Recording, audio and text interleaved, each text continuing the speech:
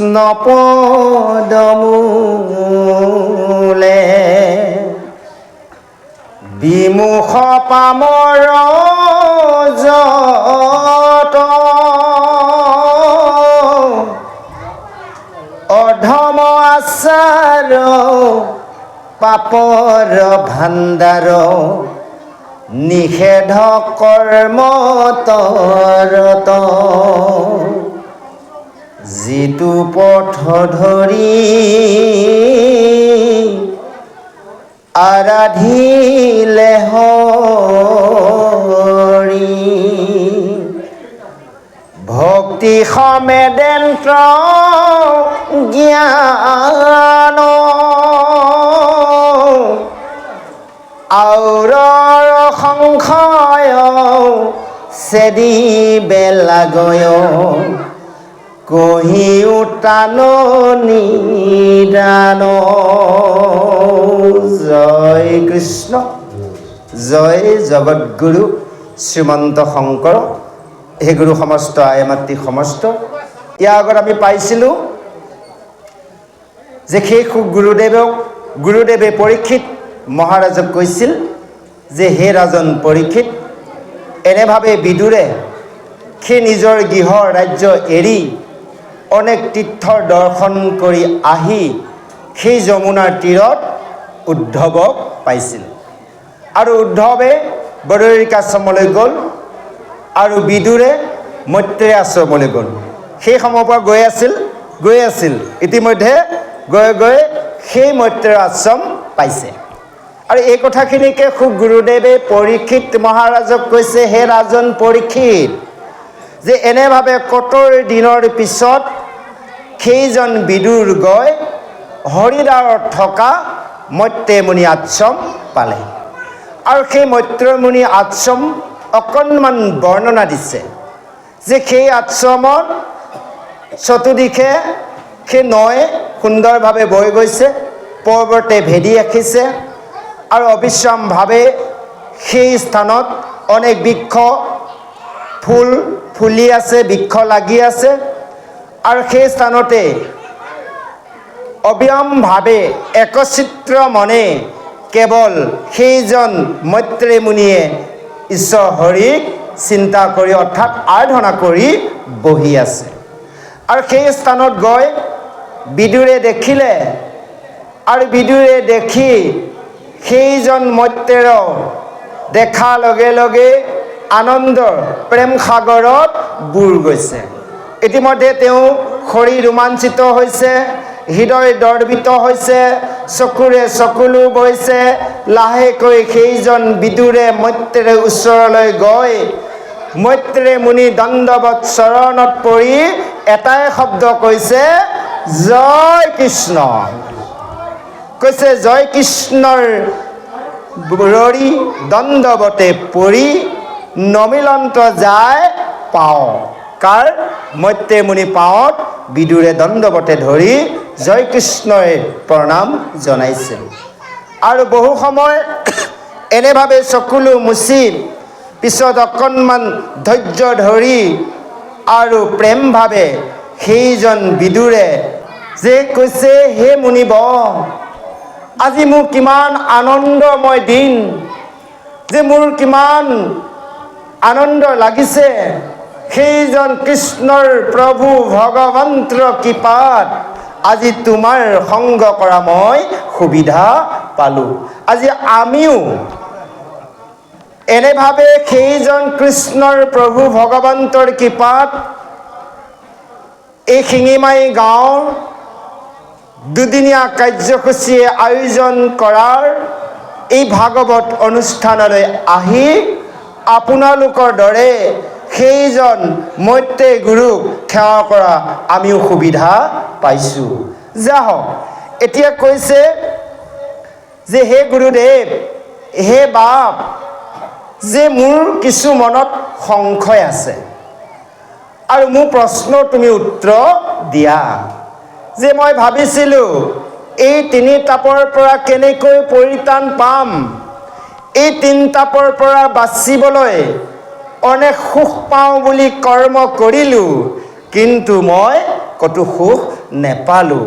সুখৰ উপৰিও মই কেৱল দুখহে পাইছোঁ। এই কথাখিনি আমি যোৱা বছৰো কৈছিলোঁ, আজিও কওঁ। আপোনালোকে লিষ্ট কোনে কোনে বনালে? লিষ্ট এখন বনোৱাৰ কথা কৈছিলোঁ, সুখ আৰু দুখ। যে আমি বিষয়ে যিমান কৰ্ম কৰিছোঁ সুখ পাবলৈ কৈছোঁ, কিন্তু আমি সুখ পোৱা নাই। যিসকলে লিষ্ট কৰিলে গম পাই গ'ল নিশ্চয়, আৰু যদি কৰা নাই, যোৱা বছৰ কৈছিলোঁ পাহৰিলে, আজি লিষ্ট কৰিবই। কাৰণ চাওক, যেতিয়া আমি বিষয় কৰ্ম কৰোঁ ৰাতিপুৱা সূৰ্য উদয়, অৰ্থাৎ যেতিয়া আমি নিজৰ শোৱা শয্যা এৰা পিছত ঈশ্বৰৰ কৰ্ম বাহিৰে বিষয়ে যিমান কৰ্ম কৰোঁ তাত আমি কিমান সুখ পাওঁ। সেইকাৰণে এখন ডায়েৰী মেইনটেইন কৰিব দিছিলোঁ। এটা পাঠত লিখিব সুখ, এটা পাঠত লিখিব দুখ। জীৱনত ৰাতিপুৱাৰ পৰা দিনটোত একদিনতেই ৰিজাল্ট ওলাই যাব। ৰাতিপুৱাৰ পৰা বিষয় কৰ্ম কৰাৰ পৰা, কৃষ্ণ কৰ্ম কৰাৰ পৰা যিমানবোৰ সুখ দুখ তালিকাত লিখি গৈ থাকক, দেখিব সুখৰ তালিকাত লিষ্টখন বেছি লিখা নাযায়, দুখত কিন্তু বেছি লিখা যাব।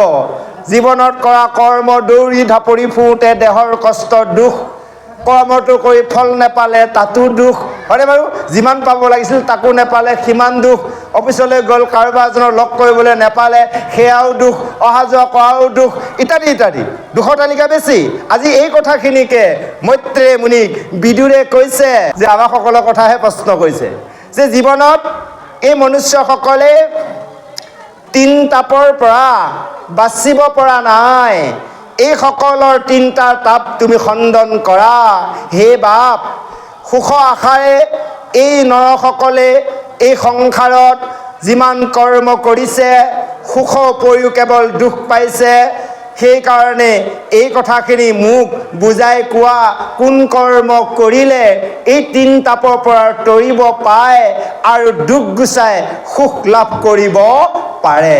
এনেভাৱে প্ৰশ্ন কৰিছে। আকৌ প্ৰশ্ন কৰিছে, হে বাপ, পূৰ্ব কৰ্মফলে কৃষ্ণৰ পদমূলত যিসকল মহাপাপী সেইসকলে কিন্তু বিমুখ হৈ থাকে।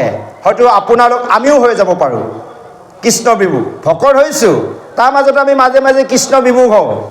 হয়, কিবা এটা ভেজাল ওলাই গ'ল, আজি গুৰু সেৱা কৰা সময়ে নাই, থাক দেই আজি আৰু, বিমুখ হ'লোৱে না। কৃষ্ণক এৰি দিয়া মানে কৃষ্ণ চিন্তন, কৃষ্ণ নাম মুখৰ পৰা হৃদয়ৰ পৰা চিন্তন এৰা মানে আমি কৃষ্ণ বিমুখ হৈ গ'লোঁ। সেইকাৰণে কৈছে যে সেইবোৰ হৈছে অধম আৰু সেইবোৰে পাপৰ ভাণ্ডাৰ অৰ্জন কৰে। সেইকাৰণে কৈছে সেইবোৰ নিষেধ কৰ্ম কৰে। সেইকাৰণে এই সকলো কথাৰ আজি তুমি মোক বুজাই কৰা যে কি কৰ্ম, কি পথ ধৰিলে, হৰিক ভজিলে, ভক্তি কৰি কেনেকৈ এই ভৱসংসাৰৰ মনুষ্যসকলে সুখ আৰু দুখ দুয়োটাকে নেওচি কেনেকৈনো আনন্দৰ মনে জীৱাত্মা আৰু পৰমাত্মাক এক কৰি জীৱন সাফল কৰিব পাৰে, তাৰ প্ৰশ্ন মোক উত্তৰ দিয়া। আহক আমি পিছৰ পদলৈ আগবাঢ়িছোঁ। জয় কৃষ্ণ। কৃষ্ণ কথামিত পায়াব চিত্ত টিপিটি মাৰিয়া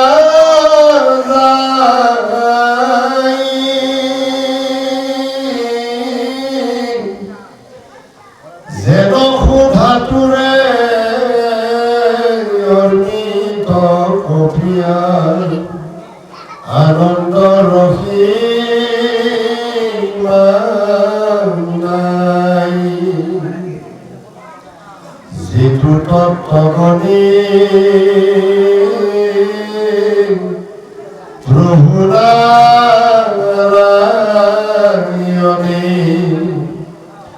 ব্ৰহ্মাণ্ড কৰা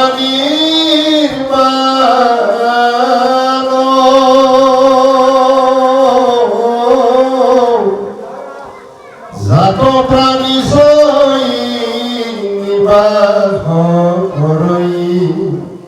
প্ৰত্যক্ষে দেখি প্ৰমাণ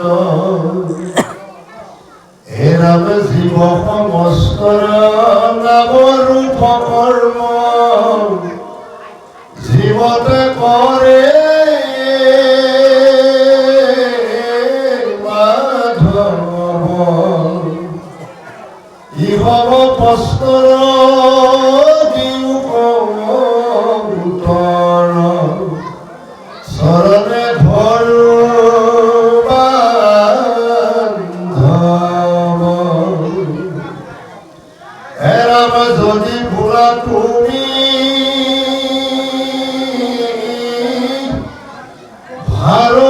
পৰতে শুনি চাই হ'ব কথা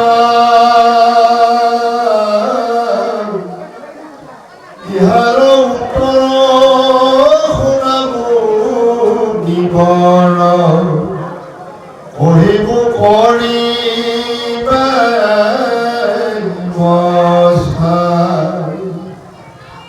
ব্ৰাহ্মণ সতীয় বৈশ্য শূদ্ৰ খবৰ ই খবৰ ৰজত ধৰ্ম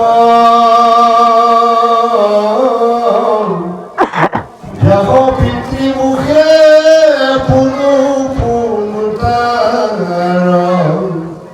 শুনিছো সকলে মৰ্ম অৰাম তাহাৰ শ্ৰৱণী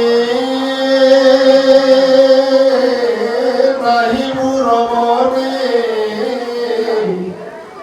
জাতু অলপ সুখ পাই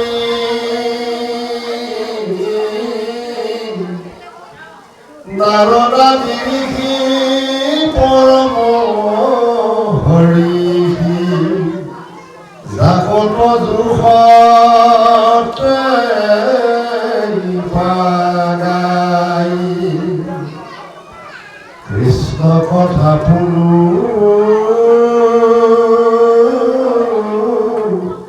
অৰ্মিত নিধি আত্মবিৰকতি নাই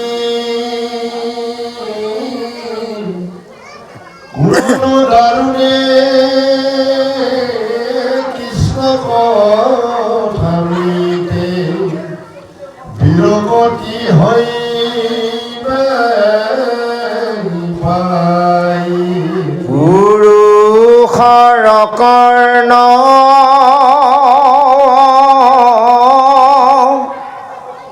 পথে প্ৰৱেশিয়া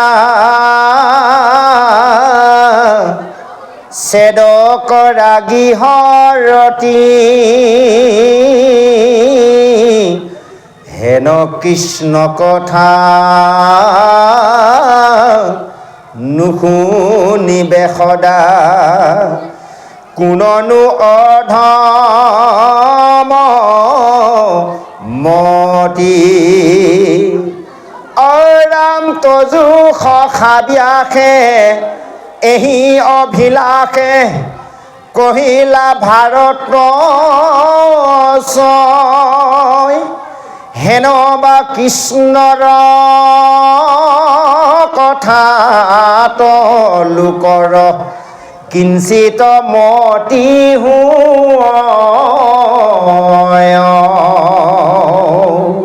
জয় কৃষ্ণ। এতিয়া সেই হৰিদ্বাৰত মৈত্ৰেয়ী গুৰুজনাক বিদুৱে পুনৰ প্ৰশ্ন কৰিছে যে হে বাপ, সেইজনা প্ৰভু নাৰায়ণে এই বিশ্বৰ ব্ৰহ্মাণ্ড কেনেভাৱে স্বজন পালন সংহাৰ কৰিছে আৰু সেইজন ভগৱন্তই মৎস্যকে আদি কৰি নানাৰ অৱতাৰ ধাৰণ কৰি সেই লোকসকলক তিনি তাপৰ পৰা তৰিবলৈ যি ব্যৱস্থা কৰিছে আৰু যি কৰ্ম কৰিছে সেইজন ভগৱন্তই এই সমস্তৰ কথা মোক বুজাই কোৱা। আৰু কৃষ্ণৰ কথামিতে এই কথাৰ অমৃত পালে মোৰ চিত অৰ্থাৎ তৃপ্তি বাঢ়ি যায়। গতিকে সেইকাৰণে আমি যদি শৰীৰত লেতেৰা লাগে আমি পানী চাবোন ব্যৱহাৰ কৰি শৰীৰৰ ওপৰৰ মলিনতাবোৰ পৰিষ্কাৰ কৰোঁ। এতিয়া দেহৰ ভিতৰ মলিনতা পৰিষ্কাৰ কৰিবলৈ তাত আমি পানী আৰু চাবোন সুমুৱাই ঘঁহিব নোৱাৰোঁ। সেইকাৰণে এই পদত সুন্দৰভাৱে কৈছে কৰ্ণপথে ভকতৰ হিয়াতপ বেশ হৰি দুৰ্বাসনা হৰ সমস্তৰ জলৰজতে কমল যেহে নখৰত কাল স্বভাৱতে নিৰ্মল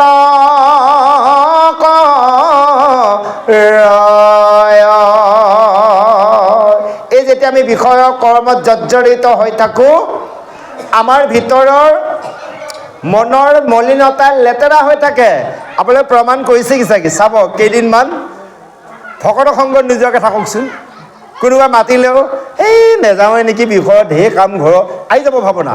এই যেতিয়া বেছিকৈ ভকত সংগত গৈ আছে, এনেকুৱা লাগিব কেতিয়াবা কোনোবাই নামাতিলে এটা দিন থাকিলেও মনটো এনেকুৱা লাগিব যে কোনো নামাতিলে আজি মই ঘৰতে থাকিব লাগিব, অশান্তিতে অশান্তি থাকিব। বুজি পালেনে? তাৰমানে এই যেতিয়া মনৰ মলিনতা পৰিষ্কাৰ হৈ থাকে, তাৰ প্ৰমাণ নিজে জীৱনত পাইছোঁ। কেনেকৈ জানে? যেতিয়া পৰিয়ালত কিছু মৰা চোৱা জীয়া চোৱা লাগি যায়, পহু হয়নে বাৰু? বহু দিনলৈ বিৰতি হৈ থাকিব লগা হয়, এনেকুৱা লাগে নাযায় নোপোৱা লাগে। আমাৰ পহুসকলে জানে, ফোনতে কথা পাতোৱে পহু, এনেকুৱা লাগিছে জীৱনৰ আৰু এনেকুৱা দুখৰ দিন কেতিয়াও পৰা নাই। বুজি পাইছে? গতিকে মনটো লেতেৰা হৈ যায়। তাত দুদিন পিছত, 3 দিন 4 দিন 5 দিন পাৰ হোৱাৰ পিছত এনেকুৱা হৈ যায়, কোনোবাই মাতিলেও এই নেযাওঁৱে নেকি অনুষ্ঠানটোত, এই ভাৱনাটো আহি যায় পহু। তাৰমানে তাৰ বিৰত আহিলোঁ যে মনটো লেতেৰা হৈ গ'লগৈ। গতিকে আমি মনটোক সদায় পৰিষ্কাৰ কৰি ৰাখিব লাগিব। কৃষ্ণ চিন্তনৰ দ্বাৰা আমাৰ মন পৰিষ্কাৰ হয়। সেই কৈছে যে এনেভাৱে পুৰুষ কৰ্ণপথে প্ৰৱশী সেইজন ভগৱন্তৰ নামৰূপী জনাৰ্দন শব্দৰ বৰ্ম ভিতৰলৈ গৈ সকলো পৰিষ্কাৰ কৰে। সেইকাৰণে কৈছে কোনজন অধম আছে যে এই কৃষ্ণ কথা নুশুনা, সকলোৱে শুনে। সেই কৈছে যে হে বাপ, তোমাৰ সখী সেইজন মোৰ পিতৃ ব্যাসৰ মুখৰ পৰা যদিও মই শুনিছিলোঁ, তথাপিতো কিন্তু কৃষ্ণ কথাত মোৰ এনেভাৱে মতিটো আগবাঢ়ি গৈছে যে জানোচা মই অকণমানহে শুনিছোঁ, সেইকাৰণে মই তোমাৰ পৰা আৰু কৃষ্ণ কথা শুনিব বিচাৰিছোঁ, তুমি মোক পান কৰা। আহক ইয়াৰ পিছত 24 চন্দলৈ আমি আগবাঢ়িছোঁ। জয় কৃষ্ণ। হেৰাম হেৰ কথা মিত পাই যাৰ মনে ৰতি নাই, তাক মই সুখ কৰোঁ আতি।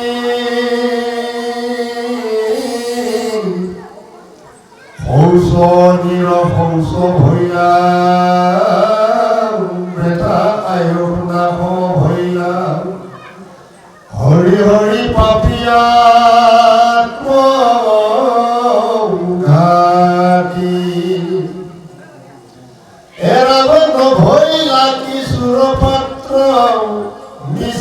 পঢ়িল শাস্ত্ৰ, জানো তাৰ আছে কৰ্ম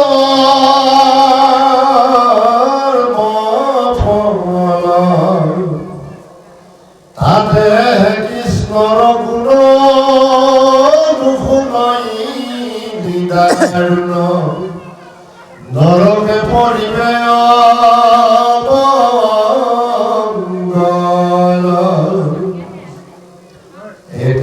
কৃষ্ণৰ কথা আমাৰ কবি আয়ু উধাৰিয়া সাজ পৰ্ব শাস্ত্ৰ সাৰ,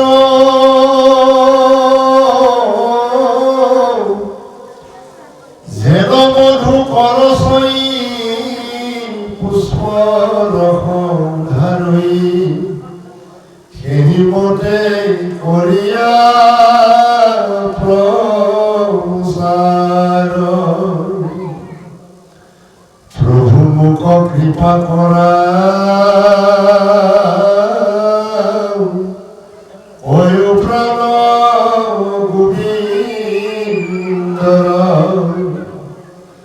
মনোহৰ কথা লীলা যত,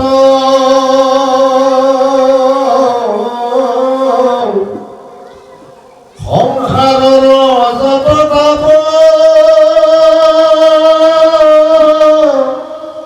পাহৰিয়াৰ থাকো বাপ, দূৰী কৃষ্ণ কথা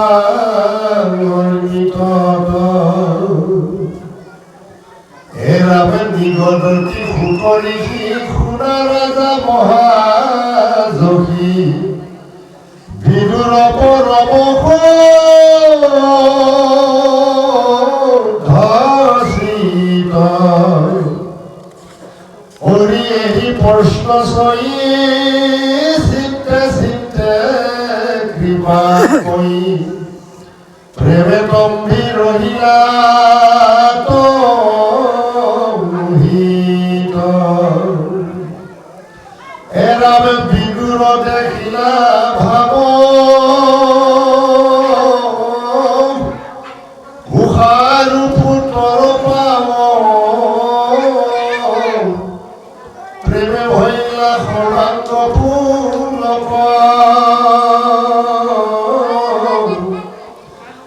হরি কৃষ্ণর বাণী পাশে রেখি মহামানী অহংসী বলিলা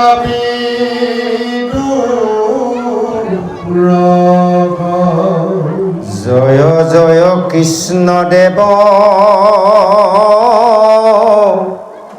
তজু পাৱে কৰো সেৱ কৃপা কৰা অধম মোক হে কৃষ্ণ যদুপতি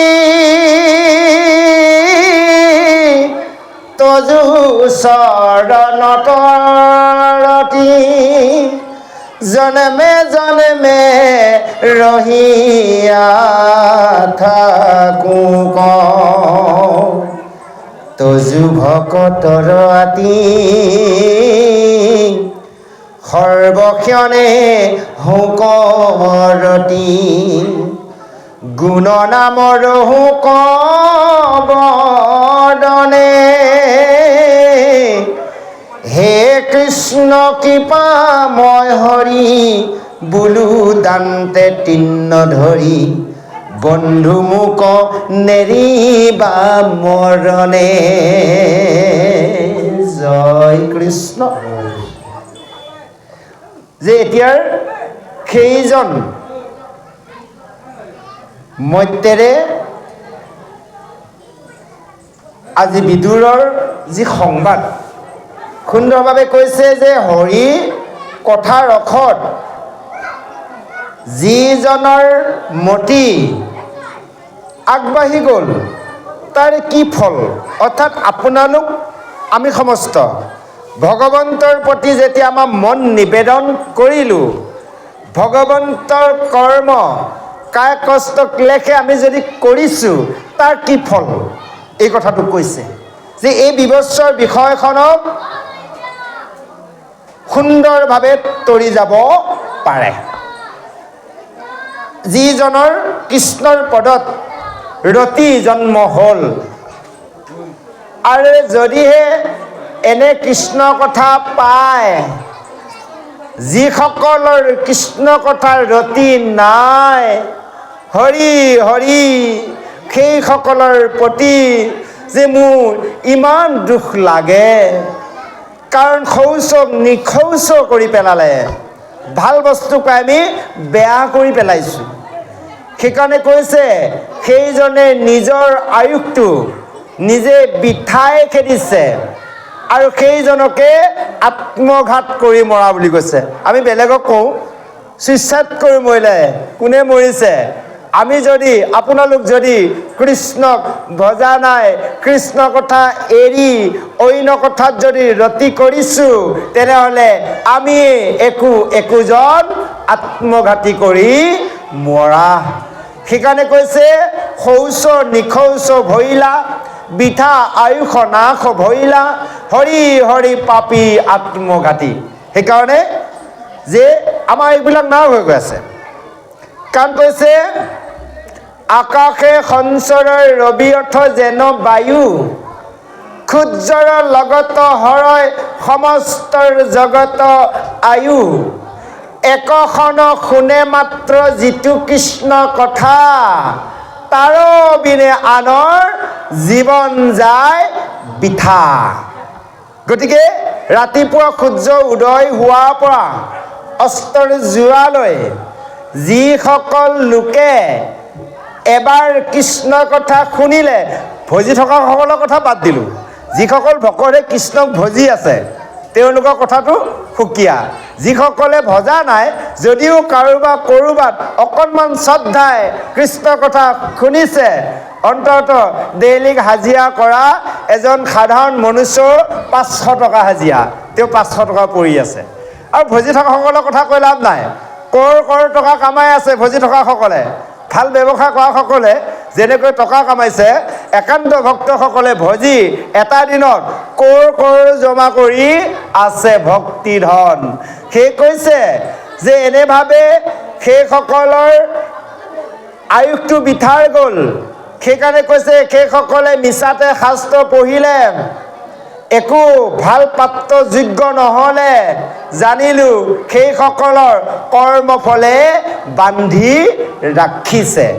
কাৰণ চাওক, এতিয়া শাস্ত্ৰ পঢ়িছোঁ, শুনিছোঁ, সাধুসংগ কৰিছোঁ, যদিহে আমি কৃষ্ণক ভজা নাই, সেই শাস্ত্ৰৰ জ্ঞান জীৱনত এটাও প্ৰয়োগ কৰা নাই, তেনেহ'লে আমি সকলোৱে আত্মঘাতী হোৱা বুলি আজি শাস্ত্ৰই কৈছে। এতেকে কৃষ্ণ কথা আমাকো পিয়াও এঠাৰ, উদ্ধাৰিয়া সৰ্বশাস্ত্ৰ সাৰ। সেইকাৰণে হে গুৰুদেৱ, তুমি কৃষ্ণ কথাৰ আমাক শ্ৰৱণ কৰোৱা আৰু সকলো শাস্ত্ৰৰ সাৰ উদ্ধাৰ কৰি আমাক শুনোৱা। যেনেকৈ সেই ভুমুৱাৰবোৰে যেনেকৈ পুষ্পবোৰত পৰি সকলো পুষ্পৰ পৰা মৌ ৰস পান কৰি আনে, তদনুৰূপ হে বাপ, হে গুৰুদেৱ, তুমি সকলো শাস্ত্ৰৰ সাৰ উদ্ধাৰ কৰি আমাক শ্ৰৱণ কৰোৱা। যে হে প্ৰভু, মোক তুমি কৃপা কৰা আৰু সেইজন প্ৰাণ গোবিন্দৰ কথা, সেই মনোহৰ লীলাৰ যিমানবোৰ আছে, তুমি সকলো মোক অমৃত পান কৰাই এই সংসাৰৰ তিনি তাপৰ পৰা হে বাপ মোক উদ্ধাৰ কৰা। আমি কি কৰি আছো? এই ভৱ সংসাৰখনত সদায় গা ধুই আছো, বিষয় সংসাৰ। এতিয়াৰ আজি মৈত্ৰেয় মুনিয়ে বিদুৰৰ যি কথোপকথন, বিদুৰে কৈছে, হে গুৰুদেৱ, তুমি মোক সেই কৃষ্ণৰ কথা অৰ্থাৎ অমৃত সাগৰ গা ধোৱা সুবিধা দিয়া।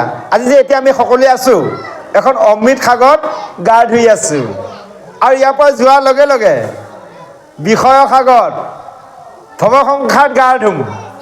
ইয়াত যদি এতিয়াৰ এজন লোকৰ প্ৰাণ যাব লগা হয়, সেই আত্মাৰ কিন্তু সদ্গতি লাগিব। কিন্তু বিষয়ত যদি যায়, সেই সময়ত যদি কাৰোবাৰ হৃদয়ত ভগৱন্তৰ চিন্তা নাই, মুখত যদি কৃষ্ণ নাম নাই, তেনেহ'লে গতি ক'লৈ হ'ব? ইয়াত কিন্তু গতি হ'ব, কাৰণ কাণেদি শুনি আছে, ভাবি আছিল বেলেগ এটা, এই শব্দৰ দ্বাৰা কৰ্ণপথত সোমাই আছে, অন্ততঃ ইয়াৰ গতিটো বেলেগ হ'ব। সেইকাৰণে কৈছে যে মই সেই কৃষ্ণৰ কথামৃতৰ সেই সাগৰত ডুব যাই গা ধুব ইচ্ছা কৰিছোঁ। এইখিনি কয় সুন্দৰভাৱে এই কথাখিনিকেই গংগা তীৰত পৰীক্ষিত মহাৰাজক খুব গুৰুদেৱে কৈছে, হে ৰাজন পৰীক্ষিত, এনেভাৱে সেইজন বিদুৰ পৰম শুদ্ধ চিত্ৰভাৱে এনে প্ৰশ্ন কৰিলে, আৰু প্ৰশ্ন কৰোঁতে তেওঁ চিত হৃদয় দৰ্বিত হৈছে আৰু স্তম্ভিত হৈ ৰৈ গৈছে। আৰু বিদুৰৰ এনে ভাৱ দেখি সেইজন কুশাৰু নন্দনে তেওঁ সকলো শৰী শুভাংগ পুলকিত হয়, তেওঁ কৃষ্ণক স্মৰণ কৰি আৰু সেই বিদুৰক প্ৰশংসাৰ কৰিছে।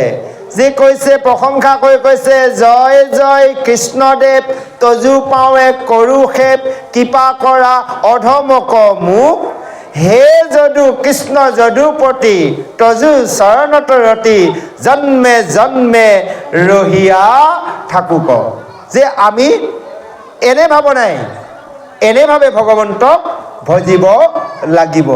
যে হে প্ৰভু, এই অধমৰতীয়ে একো কৰিব নাজানো, একো ভজিব নাজানো, তথাপিতো তোমাৰ চৰণত তোমাৰ নামেৰে পুজিছোঁ, হে প্ৰভু এইকণ কৰ্ম কৰোঁতে কিবা যদি দোষাদোষ হৈছে সকলো তোমাৰো দাসৰ দাস বুলি ভাবি সকলো দুখ ক্ষমা কৰি যাতে জনমে জনমে তোমাক ক্ষমা কৰিব পাৰোঁ এইকণে তুমি মোক কৃপা কৰা। সেই কৈছে এনেভাৱে কৈছে আৰু তজু ভকতৰ আতি যাতে তোমাৰ ভকত সংগৰ সকলো সময়তে মোৰ হয়, সকলো সময়তে তোমাৰ গুণনাম যাতে মোৰ চিন্তন থাকে, কৰ্ণপথত শ্ৰৱণ থাকে, মুখেদি ল'ব পাৰোঁ। হে কৃপাময় হৰি তুমি এইখিনিকে মোক কেৱল কৃপাৰ কৰা আৰু জনমে মৰণে জনমে তুমি মোক কেতিয়াও লগ এৰি নিদিবা। আহক আৰু অকণমান পৰে এয়া অধ্যায় সামৰি পৰিছে, আমি এই 24 চন্দ্ৰ শেষলৈ আগবাঢ়িছোঁ। জয় কৃষ্ণ। ৰাম সমস্যাৰ যত লোক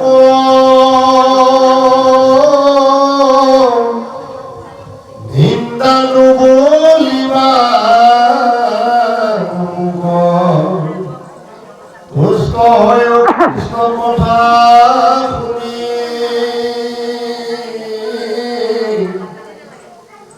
ইটো মহাভাগৱত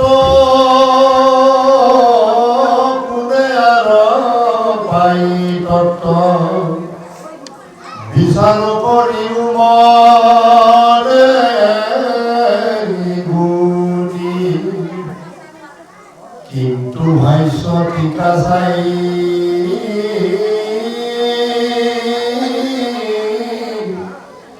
ইহাৰ পৰীক্ষা লৈ তেৱে নিন্দা কৰিবা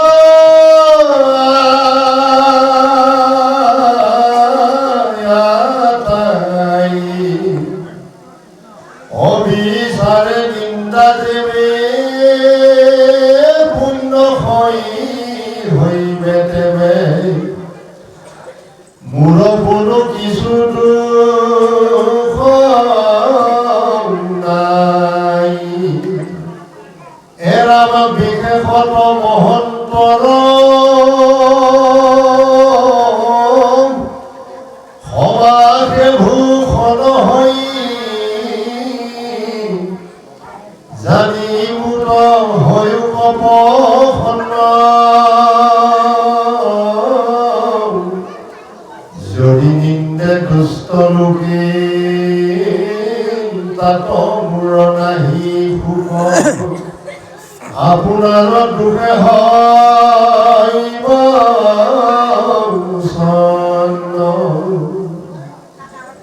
অৰামি কথা কৈ কথা চৈ ঘূৰ কৰি বঢ়াই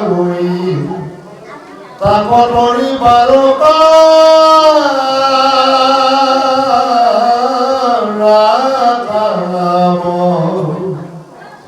কৃষ্ণৰ কিংকৰ নিজ গোপাল চৰণ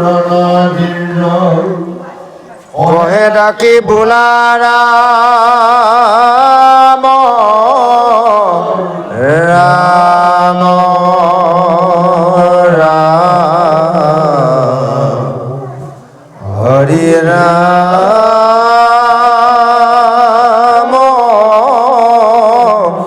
ৰাম ৰাম। জয় কৃষ্ণ। এতিয়া সুন্দৰভাৱে এইখিনিতে গোপাল চৰণ দি যে আমাৰ সমস্তজনলৈ উপদেশ দিছে যে সেই সমস্যাৰ যিমানসকল লোক আছা মোক কেতিয়াও নিন্দা নকৰিবা আৰু এইকণ হৰি কৃষ্ণ কথা শুনি সকলোৱে সন্তুষ্ট হোৱা আৰু এয়া হৈছে মহাভাগৱতৰ যি গূঢ় তত্ত্ব কথা ইয়াক মনে বিচাৰি কোনেও সহজে পাৰ নেপায়। সেইকাৰণে ইয়াক টিকা ভাষ্য চাই অকণমান পৰীক্ষা কৰি লৈহে ইয়াক আগবঢ়োৱা হৈছে। আবাৰ নিন্দা কৰিবা, কাৰণ অবিচাৰে নিন্দা কৰিলে যে বিচাৰ নকৰাকৈ যে নিন্দা কৰে মানুহক, হয়নে বাৰু? কিছুমান কথা আমাৰ চাবচোন, মানুহৰ এটা স্বভাৱ আছে, অকল ধৰ্মক্ষেত্ৰ অধৰ্মৰ ধৰ্ম সকলোতে আছে। কোনোবাই কিবা কৰি থাকিব, তাৰ বিচাৰ নকৰে আৰু ফটকৈ মাত মাতিয়ে দিয়ে, হয়নে বাৰু? বিচাৰ কৰি চাব লাগে। কোনোবাই ক'ৰবাৰ কথা এটা আনি আপোনালোকক আমাক সুধি আছে, আমি একোৱেই নাজানো, নজনাকৈ তাৰ আমাৰ মাত মাতাৰ দৰকাৰো নাই, তে বিচাৰ কৰি চাব লাগিব। সেইকাৰণে আজি কৈছে যে টীকা ভাষ্য চাই বিচাৰ কৰিহে মোক নিন্দা কৰিবা, যদি বিচাৰ নকৰাকৈ নিন্দা কৰা নিজৰ পুণ্য নিজে নাশ কৰি ল'বা, তাত কিন্তু আমাৰ দুখ নাই। আৰু বিশেষত্বে মহন্তসকলৰ সমাসে ভূষণ, মহন্ত হ'লে কেতিয়াও আনৰ দুখক সমালোচনা নকৰে। আপোনালোকে বুজি পাব কোনজন প্ৰকৃতাৰ্থতে মহন্ত ভকত হৈছে, কোনজন হ'ব পৰা নাই ভকত ৰূপী হৈ আছে, তেওঁ ভাষ্যত গম পোৱা যায়। যদি কোনোবা ভকত হৈও কাৰোবাৰ যদি বিশেষ বিশেষ কথাৰ সমালোচনা কৰি আছে, জানি ল'ব তেওঁ নিজৰ চৰিত্ৰটো উদঙাই আছে। আৰু যদি কাৰোবাৰ ভাল গুণ গাই আছে কোনোবাজন ভকতে, জানি ল'ব সেইজন সাধাৰণ ভকত নহয়। আমি আনৰ দুখ বিচাৰ কৰোঁ, গুণ বিচাৰ নকৰোঁ। সদায় কৈছে আনৰ গুণ বিচাৰ কৰিবা, দুখ বিচাৰ নকৰিবা, আৰু নিজৰ কিন্তু দুখ বিচাৰ কৰিবা, গুণ বিচাৰ নকৰিবা। আমাৰ ভাল গুণ বেয়া গুণ হয়নে বাৰু? সেইটো ভাল গুণটো ৰাইজে দিব, 10জনে দিব, বেয়া গুণটো নিজে বিচাৰি ল'ব লাগিব যে মই কৰি আছোঁ, এই কামটো ক'ৰবাত বেয়া হৈছে নেকি, মই কৰা কৰ্ম বেয়া হৈছে নেকি, মোৰ বাক্যৰ দ্বাৰা কাৰোবাক ক্ষতি হৈছে নেকি, এইবোৰ নিজে সদায় আমি লক্ষ্য কৰিব লাগিব। আৰু যদি কোনোবাই কেতিয়াবা আঙুলিয়াই দিছে, সেইজনক আমি দোষাৰোপ কৰিব নালাগে, সেইজনক আমি গুৰু মানিব লাগে। শাস্ত্ৰই কৈছে যা হওক, সেই কৈছে বিশেষত্ব মহন্ত সমাসে ভূষণ, জানি মুঠ হৈক প্ৰসন্ন, যদি নিন্দে দুষ্ট লোক তাতো মোৰ নাহি সুখ, আপোনাৰো দুখে হৰিব চন্ন। যদি কোনোবা দুষ্ট লোকে মোক নিন্দা কৰে, তাত কিন্তু মোৰ দুখ নাই, নিজৰ দুখে নিজক চুব। সেইকাৰণে শেষত কৈছে এই কথাখিনি ইমানতে সামৰিলোঁ। আৰু এই ঘূৰ কলিযুগ বাঢ়ি আহিছে, তাক তৰিবৰ বাবে সকলোৱে এটাই কাম কৰা যে কৃষ্ণ কিংকৰ হয়। আজি গোপাল চৰণ দি যে নিজে দাসৰো দাস হয়, আৰু আমাৰ সমস্তকো দাসৰ দাস হয়। আৰু এনেভাৱে উচ্চস্বৰে প্ৰতিটো মুহূৰ্ততে ৰাম নাম ল'বলৈ আমাক উপদেশ দিছে। আহক আমি পিছৰ পদচন্দলৈ আগবাঢ়িছোঁ। জয় কৃষ্ণ। শব্দ আদি কৰিয়াত কেৱল গুণচয়ী, পৃথিৱীত সবে আছে নাহিকে সংশয়ী, অন্মাত্ৰাত হন্তে পাছে হুৱে ভূতপতি, স্বৰূপত জানিবা বিদুৰ মহামতি। এহি মতে জন্মিয়া আশ্ৰয় দেৱস্বয়,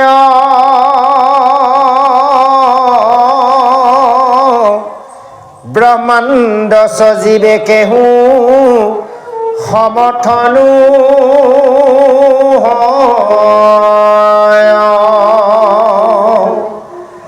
নিগৰ্দতি তত্ৰ গণ, হে কৃষ্ণ স্বামী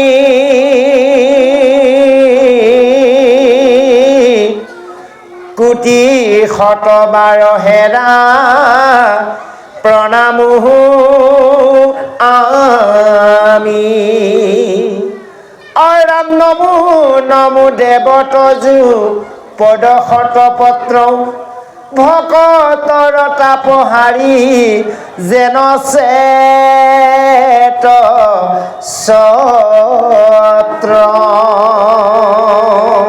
জয় কৃষ্ণ।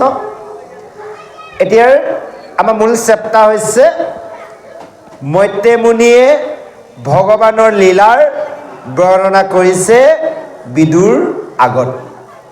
সেই বিদুৰক কৈছে যে হে কুৰু বৰ, তুমি সঁচাকৈ সাধু, তুমি ইমান সুন্দৰ সাধু প্ৰশ্ন কৰিলা, আৰু শাস্ত্ৰৰ তুমি বিচাৰ কৰিছা, আৰু তুমি যি প্ৰশ্ন কৰিছা তোমাৰ বাবে কৰা নাই, তুমি সমস্ত জগতৰ কুশল চিন্তা কৰি তুমি এনে প্ৰশ্ন কৰিছা।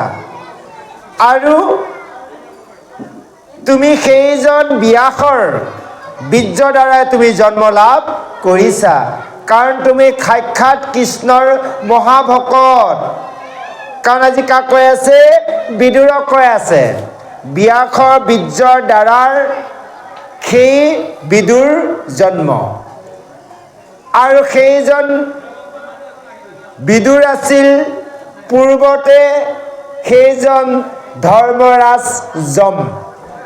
সেই যে নৰকৰ অধিকাৰী ধৰ্মৰাজ যম। কাৰণ যেতিয়া মাণ্ডৱী ঋষিয় 5 বছৰ পূৰ্ণ নহওঁতে, এই যে জীয়াবোৰ দেখিছে নহয় আপোনালোকে সৰু সৰু অৱস্থাত, আমি খেলি পাইছিলোঁ দিয়ক আগতে, ধৰুৱা পোকৰ ফালে খাটি সোমোৱাই দিওঁ যে, হয়, এই মাণ্ডৱী ঋষিয়ে সেই 5 বছৰ বয়স নহওঁতে এনেবোৰ খেল কৰিছিল। সেইকাৰণে সেইজন ঋষিক অন্তিম সময়ত সেই যমে যমনগৰলৈ নি তেওঁক খোলত দিছিলে। যেনেকৈ সেই জীয়া পোকত খাটি সোমোৱা ঋষি পোকত খাটি সোমোৱাই দিছিলে, খোল সোমোৱাই দিছিলে। তেতিয়া সেই ঋষিয়ে কৈছিল, হেৰাৰ যম, তুমি কি কাৰণত মোক এই খোলত দিলা? কাৰণ মই 5 বছৰ বয়সৰ পৰা, যিদিনাখনৰ পৰা মই জানিব পাৰিছোঁ, সিদিনাখনৰ পৰা মই 5 বছৰ বয়সৰ পৰা জীৱনত কোনো দিনাখনে পাপ কৰ্ম কৰা নাই। তেতিয়া ধৰ্মযমে কৈছিল, বোলে তুমি 5 বছৰ আগত সেই জীয়াবোৰ পোকৰত খাটি সোমোৱাইছিলা, সেইকাৰণে তোমাক খোলত দিয়া হৈছে। তেতিয়া মাণ্ডৱী ঋষিয়ে কৈছিল, বোলে শুনা, 5 বছৰ বয়সলৈ এজন শিশুৱে অজ্ঞানৰ দৰে একো নাজানে, তেওঁ এই কোনো কাৰণত তুমি শাস্তি দিব নোৱাৰা। গতিকে সেই 5 বছৰ বয়স নহওঁতে যেতিয়া তুমি মোক এইকণ দণ্ডবিহিত কৰিলা, আজিৰ পৰা তুমি হিচাপ কৰি ল'বা যে 5 বছৰলৈ কোনো শিশুক কোনো কাৰণত দণ্ডবিহিত কৰিব নোৱাৰিবা, বেদৰ সিদ্ধান্ত হ'ব, আৰু তোমাকো মই অভিশাপ দিম, বিনা কাৰণত মোক এনেই তুমি শাস্তি দিলা। সেইকাৰণে সেই অভিশাপত, মাণ্ডৱী ঋষিৰ অভিশাপত সেইজন ধৰ্মৰাজ যম আহি বিদুৰ হৈ জন্ম লয়। সেইকাৰণে শান্তিয়ে থাকিব পৰা নাই ক'তো, গম পাইছে, দৌৰি ফুৰিব লগা হৈছে।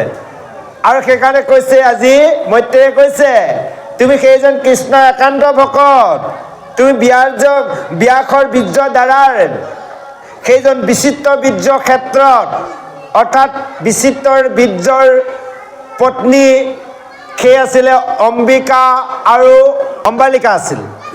সেই দুগৰাকীক যেতিয়া সেই বিচিত্ৰ বীৰ্যৰ মৃত্যু ঘটে, তেওঁলোকৰ কোনো সতি সন্ততি নাছিল।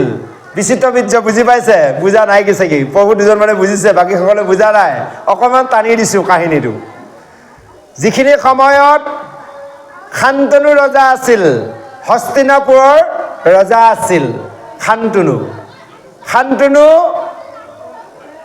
ককায়েকৰ নাম আছিল আপোনাৰ দেৱাপী। দেৱাপী এতিয়াও জীয়াই আছে। এই কলিযুগ, কলি শেষত কল্কি হ'ব, পৃথিৱী ধ্বংস হ'ব, সূৰ্য বংশ, চন্দ্ৰ বংশ, দেৱাপী আৰু ময়ো জীয়াই আছে। যুগ বলৰ দ্বাৰা তেওঁলোকে পুনৰ সত্য যুগত সৃষ্টি আৰম্ভ কৰিব। তেওঁক ৰজা পাতিব বিচাৰিছিল। তেতিয়া তেওঁ ক'লে যে মই ৰজা নহওঁ, কাৰণ আগৰ নিয়ম, যদি ৰজাৰ 2জন পুত্ৰ 3জন পুত্ৰ থাকে, ডাঙৰজনেহে কিন্তু সেই আসনখন পায়। তেতিয়া ক'লে মই এই দায়িত্বভাৰ নল'ম, গতিকে এই দায়িত্বভাৰ কাক দিয়া? যে মোৰ ভাতৃক দিয়া। অৰ্থাৎ তেওঁ কেৱল কৃষ্ণক একান্ত চিন্তা কৰি আজিৰ যুগলৈ জীয়াই আছে। আচ্ছা, শান্তনুৰ পুত্ৰ হ'ল ভীষ্ম। ভীষ্মৰ যৌৱন অৱস্থাত আহিল, ডেকা হ'ল। এতিয়া দ্বিতীয় বিবাহ কৰাব বিচাৰিলে শান্তনু ৰজাই। পৰাশমুনিয়ে যেতিয়া পাৰ হ'বলৈ গৈছিল, সেইখিনি সময় আছিল দুপৰীয়া সময়। গতিকে মৎস্যগন্ধাই সেই নাওঘাটতে ৰৈ আছিল, দেউতাকে খাই বৈ অকণমান আৰাম কৰিছিল। এতিয়া ঋষিয়ে পাৰ হ'বলৈ যাওঁতে তেতিয়া কৈছিল যে দেউতাই এইমাত্ৰ এমুঠি আহাৰ লৈ অলপ বিশ্ৰাম কৰিছে, গতিকে আপুনি যদি বেয়া নাপায় তেনেহ'লে আপোনাক মই এইকণ পাৰ কৰাই দিওঁ। তেতিয়া তেওঁ ঋষিক পাৰ কৰাই দিবলৈ আগবাঢ়িল।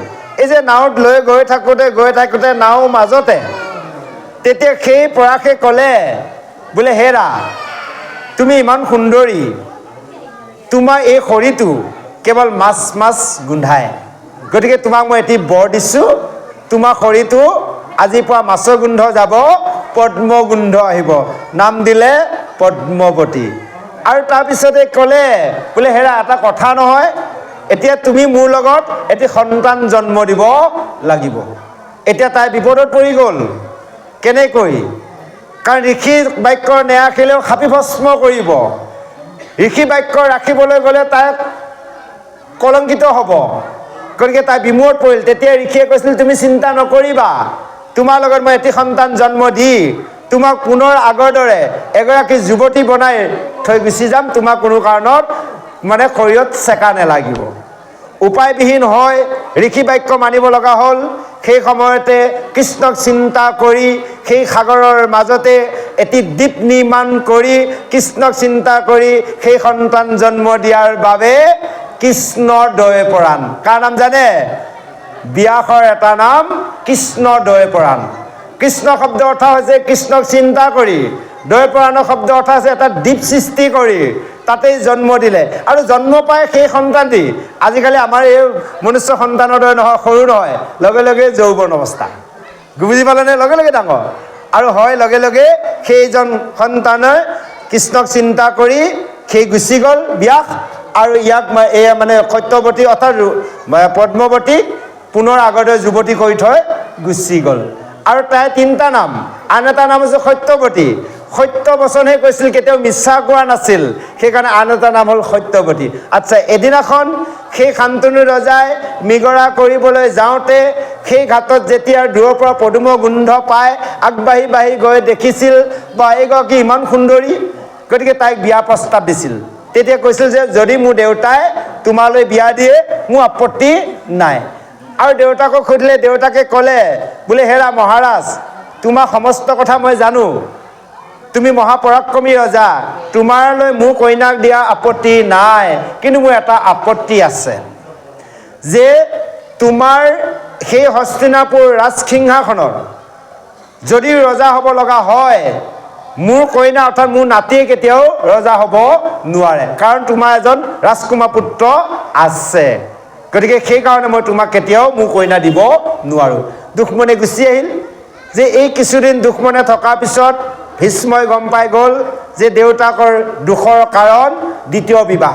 লগে লগে ভীষ্মই নিজে গৈ সেই সত্যৱতী পিতৃৰ লগত কথা পাতি তাত প্ৰতিজ্ঞা কৰিছিল। প্ৰথম কৈছিল যে আপুনি নিঃসন্দেহে মোৰ পিতৃলৈ কইনা দিয়ক, কাৰণ মই কোনো কাৰণত হস্তিনাপুৰ ৰাজসিংহাত ৰজা নহওঁ। বোলে হেৰা, তুমিহে কৈছা ৰজা নহওঁ, তুমিতো সংসাৰ কৰিবা, তোমাৰোতো ল'ৰা হ'ব, এদিনটো তোমাৰ ল'ৰাৰ ৰাজসিংহাসন বিচাৰিব, বোলে তুমি চিন্তাই নকৰিবা, মই আজি প্ৰতিজ্ঞা কৰিলোঁ জীৱনত মই সংসাৰে নকৰোঁ। গম পালেনে? প্ৰতিজ্ঞা ৰক্ষা কৰিছে। কি বুলি কৈছিল?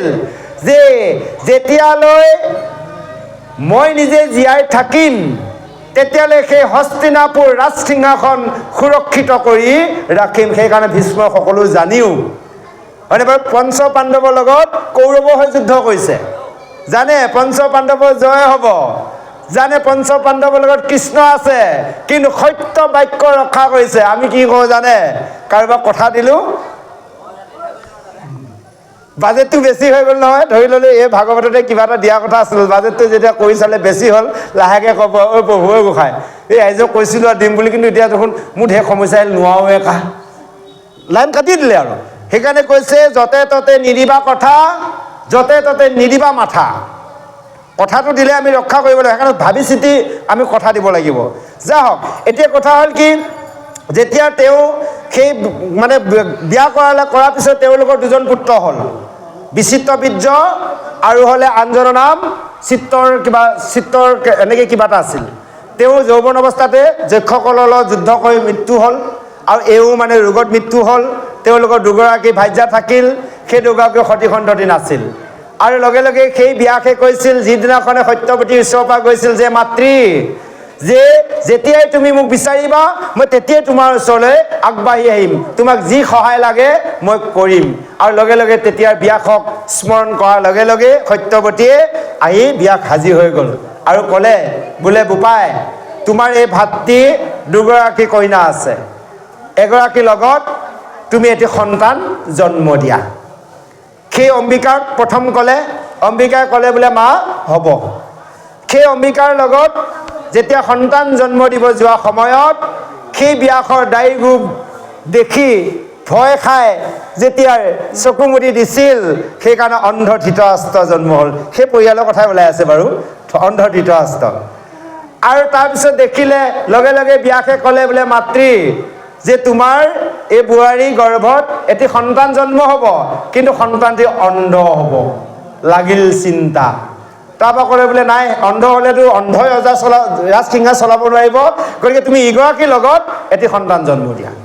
সেইগৰাকীও সেই একেই অৱস্থা, ভয়তে যেতিয়া কঁপি জুপি অৱস্থা নাই, গতিকে খাই খিনাই যোৱা পাণ্ডু জন্ম হ'ল।